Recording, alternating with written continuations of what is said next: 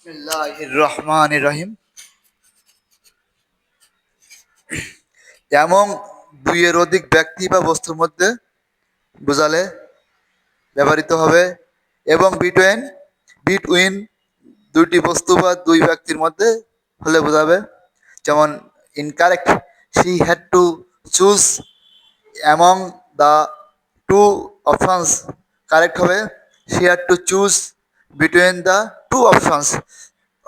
Between হবে দুটো বস্তুর মধ্যে তুলনা, দুটো বস্তুর মধ্যে হলে।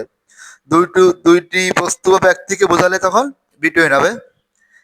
যেমন অ্যামং এর ব্যবহার এরকমই।